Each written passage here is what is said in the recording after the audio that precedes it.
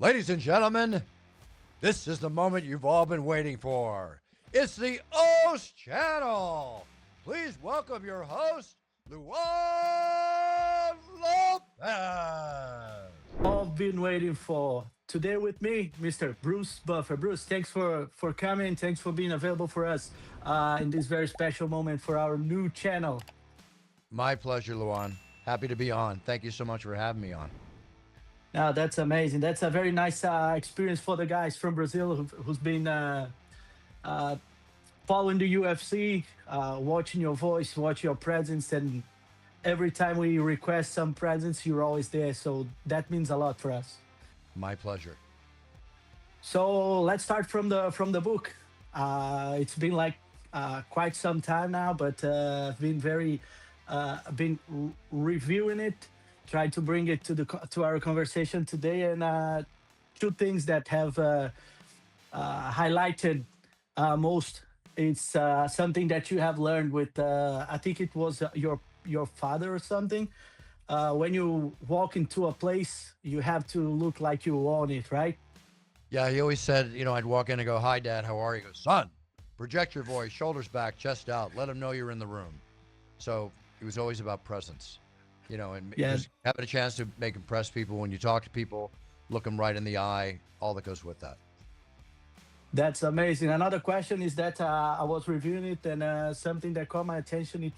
I think it was a comment on UFC 126 when Belfort fought Anderson in Vegas, and there's a a small phrase that you talk that I think John Jones fought Ryan Bader, and you comment something that this guy was young with a lot of money.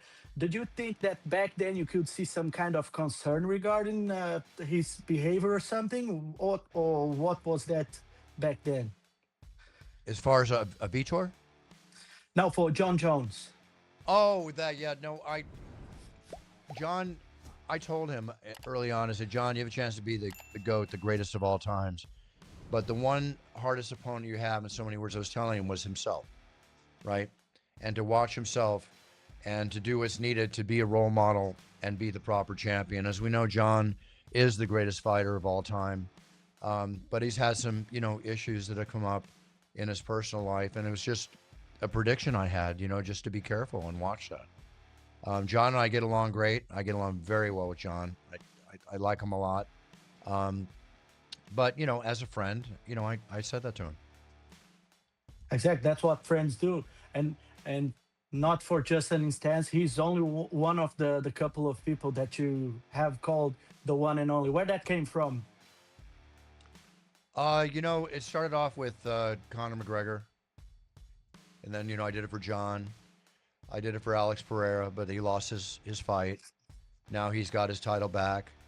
We'll see what happens. But people say, "Well, say it for this person, say it for that person." I can't say it for everybody. It's a very, very special, momentary thing, and no disrespect to any of the fighters, because all of them in their own right are the one and only. But when I do that, I want to do it when it's got the biggest punch possible. People were kind of disappointed. Some on the internet, everybody talks. Oh, I say it for Marab, and Marab's very deserving of all the accolades.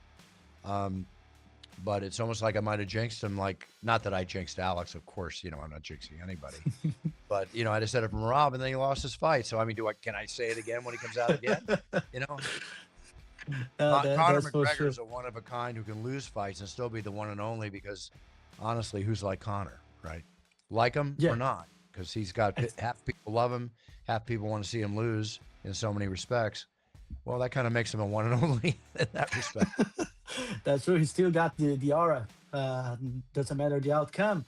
And something that is very nice and unique is that you have been throughout many generations since SEG, then the Zufa, and now with the new owners.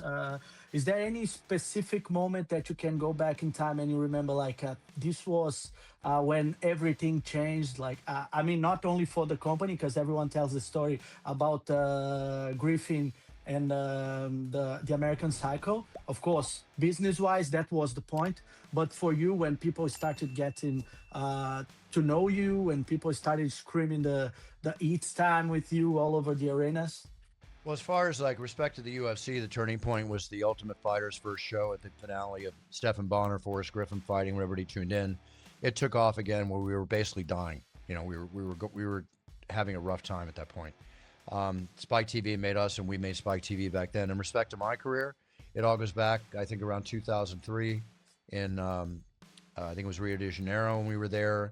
And I said it's time, and the entire stadium, Portuguese-speaking people said it's time with me. And I was honored by that. It blew me away. The cut man stitched around when I got out of the octagon and said, Buff, did you hear that? I go, hear what? Because I'm so focused on the fighters, I'm not listening to the audience. Because everybody in the audience just said, it's time with you. I said, really? And then I watched it on TV, and I'm like, oh, wow. And from that point on, it's become a standard, which is very honorably humbling for me and the greatest compliment in the world, amongst many others that can happen, that the audience repeats back to me, it's time, or when I go, and now, or this is the main event of the evening, and they're saying it with me. I've never heard that happen with any announcer, you know, including my legendary, fantastic, amazing, greatest announcer of all time, brother, Michael Buffer. You know, the whole audience doesn't go, let's get ready to rumble. They go crazy, but they're not back, you know? So maybe 2 words is easier than 5 words. That's true, and I can remember the day because I was there, August 27th, 2011, Anderson Uh, versus Yoshin Okami, right? yeah, was it 2011? Yeah, it was because I had just moved back from California, so it was a very special moment because I had bet in in the it was 11 fights. I got Yeah, it was that. 10 out of 11. It was when we went to Brazil for after they banned MMA for a while and they had the first event. Exactly. That was the which is now the Genesee Arena. Used to be HSBC Arena. Got it. Got it. Okay. Yeah. Okay. Got it. That There we was go. an amazing one. People was crazy. That was the turning point for the Brazilian uh, people to get to know the UFC. It started taking off with Anderson versus Vitor, and then they got back to Brazil to do a show here. There was this promo with "I'm coming home" with the music and everything. That was a very amazing moment with Big Nog and everyone there. Amazing day for MMA history for the Brazilian fans. Very cool. Um, and each time, I gotta ask you that. I'm sorry, I know you have answered to that many, many times, but it's an opportunity to bring it to the Brazilian guys to let you know, to let them know about the each time. Because I remember it was a long sentence, right? Yeah, well, in the beginning, I used to say at the top of the show, it's time to begin the Ultimate Fighting Championship. And as I mentioned in my book, you know, Dana, when we met, we had our meeting after he took over the UFC, and he wanted me to stop saying that. And just, you know, to me, it's not what I say, it's how I say it. And a lot of people say I take a long time to announce, and compared to other announcers, I don't. I get in there and get it done. When I have to do the, you know, the sponsors and read everything they want me to read, that can make it long. But I felt at the end, you know, we've been sitting here for 4 or 5 hours. Fighters have trained for 8, 10 weeks. It's all come down to this preeminent moment at the main event. It's time. This is truly the moment we've all been waiting for, and that's basically what I built it on from there. And the way I say it has gone through an evolutionary process of, you know, how I say it with it's time to now with the whole bit. I used to jump 3 feet in the air. I used to go all that. Now I'll do a little hop or whatever. But um, you know, I've given 2 ACLs in my knees to the UFC. One, not from doing its time or anything like that. It was, I blew it with George St. Pierre in front of 55,000 people. I had a bad ankle and I bunny hopped back to his introduction and my knee, you know, exploded at that point. Another one the night before 3 shows in the UFC. I was doing a lip sync contest and for the UFC did a little jump on a flimsy stage and my other ACL went. So no more knees, no more rehab. More. I'll move and I get it done. I'm 68 years old. And I can still move like I'm 40, but you know, I want to keep my health because I never want to miss another show. That's amazing. If you I had to only go missed a back show and when I had COVID. I've done the show on one knee, blown out back, coming off laryngitis, 103-degree temperature. You have nobody knows, and they need not know. I can always get my job done. The fighters are fighting. They're the ones that have to do it. I can always get through. If the fighters can fight, I can always announce.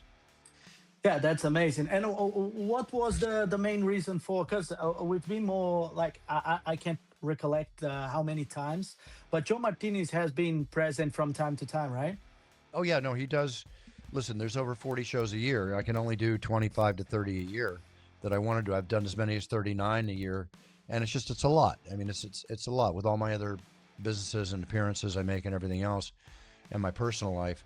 And Joe Martinez does an excellent job stepping in for me when I'm not there. Exactly. That's amazing. It's he's very unique. He's got different characteristics, and it's amazing. And that brings me to this question because recently Dana gave an interview talking about the incident he had with Francis Ngannou. It hadn't seen the light of the day in a while, and I don't want to make any polemic here, but did it ever time any besides Frank Trigg that you had any beef or any situation with any fighter in of your career? Oh, outside of my little altercation with Frank Trigg in the elevator. Yeah, besides that, did you ever have felt disrespected or anything from by any other Uh, fighter? the female and male You don't fighters. need to you don't need to name them, okay? No, no, no. I know. The the male and female fighters of the UFC are incredibly humble. All I can say is that I've met maybe three a-holes in in my 30 years of announcing, which will be next February, with that name's not going. And not by the way they treated me, maybe a little arrogance, but the way I saw them treat other people, you know, Yeah. because you should always treat people with respect. But no, as a whole, the fighters are amazing. They're amazing. And Yeah. always friendly to me. Always appreciative. Definitely. Uh, that's amazing. That's very good to hear. Uh, we are approaching the end here of our time. Something that I think it's a valid point to raise with you. Again, you have seen everything evolving from the, let's say the 90s to the 2000s. Uh, how do you see this trash talk generation? Because you remember back then with the old school guys, of course, you had guys that could talk a lot, but not in this level that we have now with these fighters bringing it up like uh, in polemic sentences, sometimes playing with religion. Not that it's bad, it's entertainment, but how do you see that going through all the stages of the UFC up to now? You know, Connor started it off in a long way, and people want to think that that's the way to sell fights, and it is in certain ways. But there's no need for all the cursing and and degrading comments and all that. I'm not a fan of that at all. I'm all about respect and honor. If you're a martial artist, you live with the fact of blood, sweat, and honor, and respect. And that's the way I think it should be.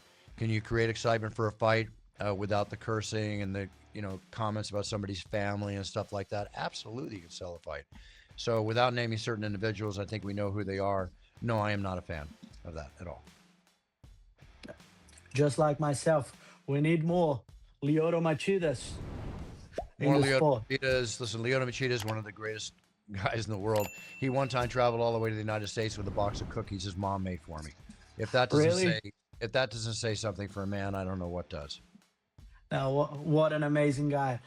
Bruce, we approaching the end, and I will apologize, but I have to ask you to do an introduction for us, the OS channel. I'm Luan Lopez. Can you do something for us? Yeah, the proper name of the channel again? OS, like the OS, the Jiu Jitsu Salvation. Yeah. Yes, exactly. Ladies and gentlemen, this is the moment you've all been waiting for. It's the OS channel. Please welcome your host, Luan Lopez. Bruce, thank you very much. Thanks for everything you have done for myself throughout the years. The first time I started a channel, it was, I think it was 2020. Kristen has helped me a lot. She's amazing. She's the My one of amazing the business partner. nicest. She's the nicest person I've ever met. Wish all the best for her family, for you and your family. Thank you. Um, thank you very much. It means a lot for us. And what a nice kickoff for this channel again. And thanks for being here once again. My pleasure. Kristen handles all, like when people go to brucebuffer.com and they order championship audio intros or videos from us, she takes care of everybody in that respect. So, and I love doing those audios and videos. We can only do them in English, not in Portuguese, but fun to introduce people like a UFC champion, so you have a keepsake for life. But with that being said, listen, Luan, happy holidays to you and your family. All the best to you. I wish you all the success. Stay safe, and enjoy life. And happy 2026. For both of us and for everyone around you. Thank you very much, Bruce. Thank you. Obrigado. See you. De nada. Bye bye. Ciao. Goodbye, Bruce. Thank you.